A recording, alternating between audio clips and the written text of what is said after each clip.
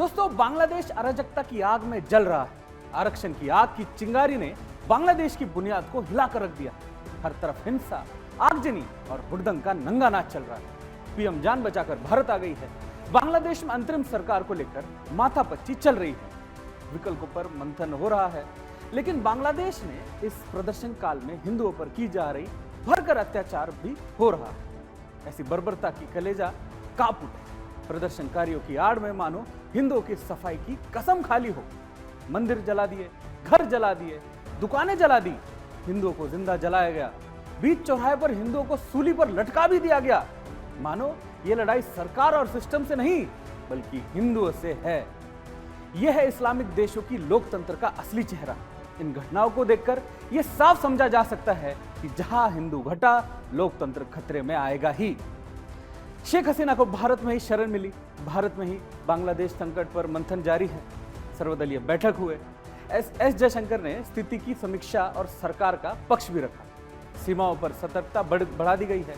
पड़ोसी देश बांग्लादेश में हुए तख्ता पलट पर चिंता जरूरी है और जागते रहना भी जरूरी है, क्योंकि भारतीय राजनीति में बढ़ती मुस्लिम तुष्टीकरण की सोच और घटते हिंदू चिंता का विषय बनता जा रहा है। ऐसे में सवाल यही है कि आज बांग्लादेश तो कल भारत तो नहीं।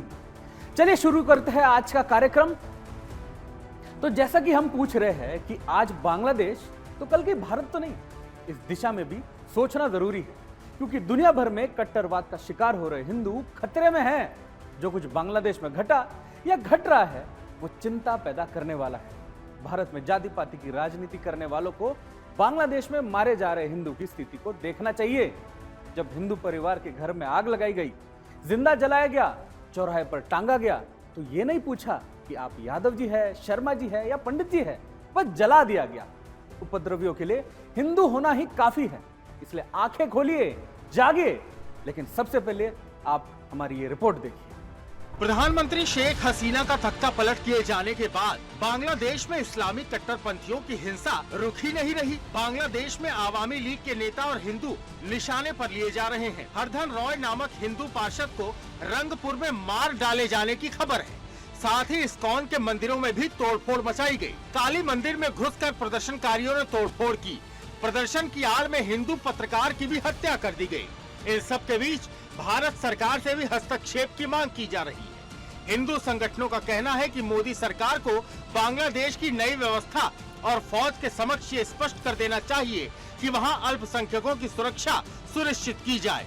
भारत में कई वामपंथी इस अराजकता को युवा शक्ति और लोकतंत्र की जीत बताकर इसका महिमा मंडन कर रहे हैं, जबकि मुल्क के संस्थापक शेख मुजीबुर रहमान की मूर्ति ही तोड़ डाली गई। बांग्लादेशी मीडिया भी हिंदुओं पर हमले की खबरें बता रहा है। बांग्लादेश की प्रमुख समाचार वेबसाइट द डेली स्टार के मुताबिक देश में 5 अगस्त 2024 को कम से कम 27 जगहों पर हिंदुओं को निशाना बनाया गया। उनकी दुकान, मंदिर और घर तोड़ डाले गए। बांग्लादेश के कालीगंज में 4 हिंदुओं के घर लूटे गए, उनके घर में तोड़फोड़ की गई। लाल मोनीर हाट में भी कई हिंदुओं की दुकानों और मकानों पर हमला हुआ। हथीबंधा में हिंदुओं के 12 घरों को आग लगा दी गई। दिनाजपुर में भी हिंदुओं के कई मकान तोड़े गए। कई मंदिरों पर ही हमला हुआ और इनमें मूर्तियां तोड़ी गई।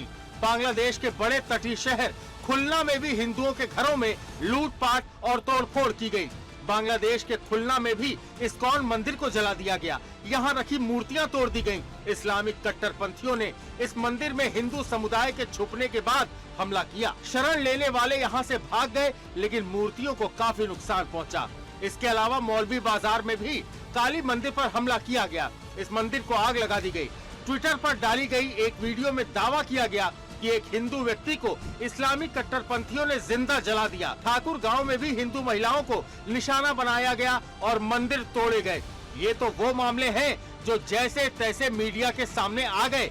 जिस तरीके से हालात बांग्लादेश में बने हैं, उसमें कहना मुश्किल है कि कट्टर इस्लामियों द्वारा प्रदर्शन की आड़ में न जाने कितने हिंदुओं की हत्या की जा रही होगी। ऐसे में बड़ा सवाल यह है कि ऐसी भयानक परिस्थिति में बांग्लादेशी हिंदुओं की सुरक्षा कौन करेगा। गौरतलब है कि बांग्लादेश में जुलाई महीने से ही आरक्षण खत्म करने की मांग को लेकर प्रदर्शन चल रहे थे।